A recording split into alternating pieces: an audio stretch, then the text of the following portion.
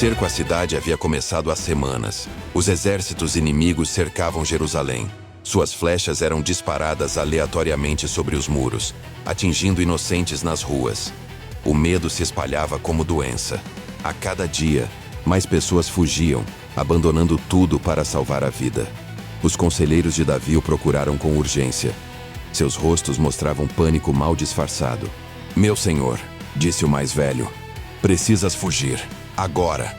Os inimigos estão armando seus arcos. Têm flechas prontas para atirar nas trevas. Estão caçando especificamente os líderes, os homens retos. Tu és o alvo principal." Outro conselheiro se aproximou. "Temos um plano de fuga. Uma rota secreta pelas montanhas. Podes escapar como um pássaro rápido e silencioso, antes que seja tarde demais." "Foge para as montanhas, Davi", insistiu um terceiro. "Lá estarás seguro, escondido, vivo." Fazia sentido. A lógica era impecável. Estrategicamente, era a decisão correta. Permanecer seria suicídio. Os ímpios literalmente haviam armado seus arcos, colocado as flechas nas cordas, e estavam atirando às escuras nos justos. Pessoas boas estavam morrendo. Líderes íntegros estavam sendo assassinados. Mas havia algo mais perturbador no ar. Algo além da ameaça militar física. "Se forem destruídos os fundamentos", murmurou um dos conselheiros mais jovens com voz trêmula, "que poderá fazer o justo?" Ali estava. Não era apenas sobre exércitos e flechas. Era sobre algo mais profundo. Os próprios alicerces da sociedade estavam sendo destruídos. A lei não era mais respeitada. A justiça havia se tornado uma farsa. A verdade era manipulada. A integridade era zombada. Os fundamentos, aqueles princípios básicos sobre os quais uma civilização se constrói. Justiça, verdade, compaixão, ordem, estavam ruindo. E quando os fundamentos caem, quando não há mais base sólida sobre a qual ficar de pé, o que pode fazer uma pessoa justa? Era uma pergunta existencial. Uma crise não apenas de segurança física, mas de significado. Se tudo em que você acreditava estava desmoronando, se todos os sistemas nos quais confiava estavam corrompidos, se não havia mais solo firme sob seus pés, qual era o ponto de permanecer? Por que não fugir e salvar-se? Os conselheiros esperavam a resposta de Davi. Todos presumiam que ele concordaria, que pegaria suas coisas e fugiria para as montanhas, como qualquer pessoa sensata faria. Mas então Davi falou, e suas palavras surpreenderam a todos. "No Senhor confio." 5 palavras simples, mas carregadas de uma convicção que transformava completamente a situação.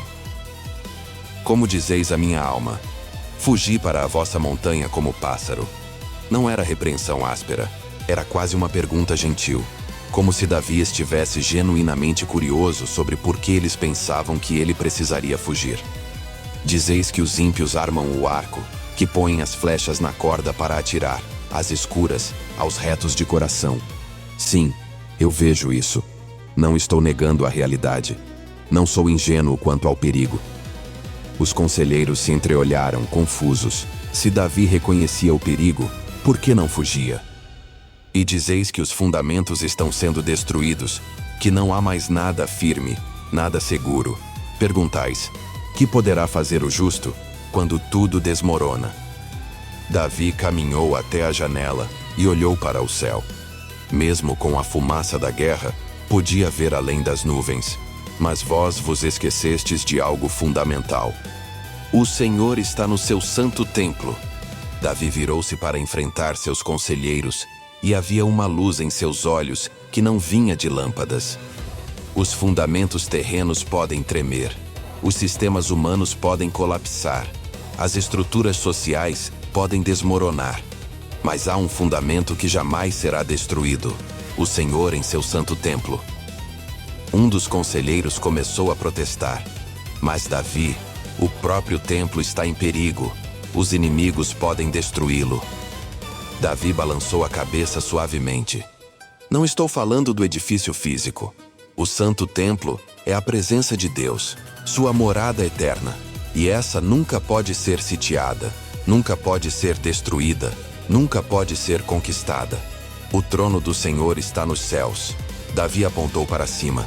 Enquanto vós olhais para os tronos terrenos e os vedes tremendo, enquanto vedes reis sendo depostos e impérios caindo, eu olho para um trono que jamais será abalado. O trono do Senhor está acima de todo conflito terreno, acima de toda conspiração humana. Mas os arqueiros, começou outro conselheiro. Sim, eles atiram nas trevas, interrompeu Davi. Mas os seus olhos estão atentos, e as suas pálpebras provam os filhos dos homens. Davi deixou aquelas palavras pousarem. Provam, testam, examinam. Cada flecha disparada, cada coração que a disparou, cada alvo que ela busca, tudo está sob o olhar atento de Deus. Os ímpios pensam que atiram às escuras, escondidos. Mas há alguém que vê perfeitamente na escuridão. O Senhor prova o justo, continuou Davi, agora com voz mais suave. E sim, isso significa que às vezes enfrentamos provações. Às vezes, as flechas passam perto. Às vezes, os fundamentos tremem sob nossos pés. Mas cada provação tem um propósito. Está nos refinando, revelando do que realmente somos feitos. Porém, e aqui sua voz ganhou um tom mais sério. Ao ímpio e ao que ama a violência, odeia a sua alma. Odeia. Não é indiferença, não é negligência. Deus abomina ativamente aqueles que amam a violência, que atiram nos retos de coração às escuras. Um dos conselheiros, o mais sábio, começou a compreender. Então, o julgamento virá sobre os ímpios, fará chover laços, fogo, enxofre e vento tempestuoso, declarou Davi. Isto será a porção do seu copo. Que imagem! Enquanto os ímpios tentavam fazer chover flechas sobre os justos, Deus preparava fazer chover julgamento sobre eles, laços para prender sua malícia, fogo e enxofre para purificar a terra de sua corrupção, vento tempestuoso para varrer sua arrogância, a porção do seu copo, a bebida que eles próprios escolheram beber, o destino que eles próprios teceram através de suas ações. Mas por que, Davi? Perguntou o conselheiro mais jovem. Por que Deus faria isso? Por que importa? E ali, Davi sorriu.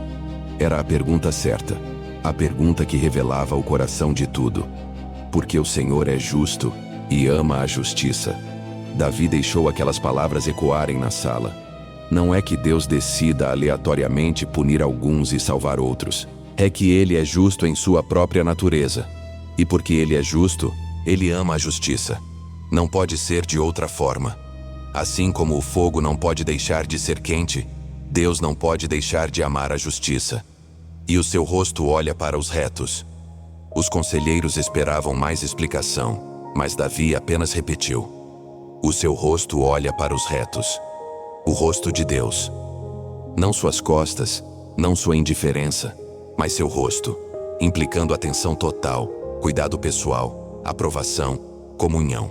Então, disse finalmente o conselheiro mais velho, compreendendo, tu não fugirás porque confias que, mesmo que os fundamentos terrestres desmoronem, o fundamento celestial permanece? Exatamente, respondeu Davi. E mais, se eu fugir agora, que mensagem envio? Que quando os ímpios armam seus arcos, os justos correm? Que quando os fundamentos tremem, abandonamos nosso posto?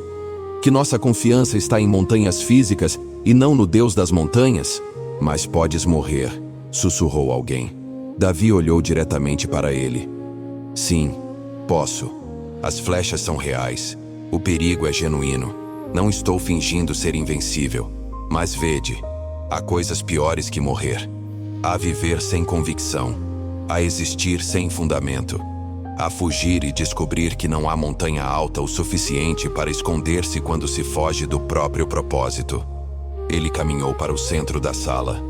No Senhor confio, não porque tenho garantia de sobrevivência física, mas porque sei que há um trono nos céus que não pode ser derrubado, olhos que veem perfeitamente na escuridão, e um juiz que ama a justiça e olha com favor para os retos. E se os fundamentos terrenos desmoronarem completamente? Então ficarei de pé sobre o único fundamento que jamais pode ser destruído, o próprio Senhor. Os conselheiros ficaram em silêncio. Alguns ainda estavam apreensivos. Outros começavam a sentir algo que não sentiam há semanas. Não ausência de medo, mas algo mais forte que o medo. Coragem enraizada em convicção.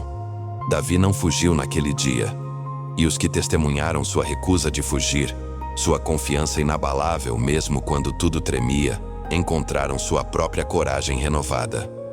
Porque às vezes, a coisa mais revolucionária que você pode fazer quando os fundamentos tremem, não é fugir, mas permanecer. Não porque você é tolo ou suicida, mas porque você encontrou um fundamento que os terremotos não podem abalar. Os fundamentos estão tremendo em sua vida? Sistemas em que você confiava estão desmoronando? Pessoas em quem acreditava te decepcionaram? Estruturas que pareciam sólidas estão revelando-se frágeis?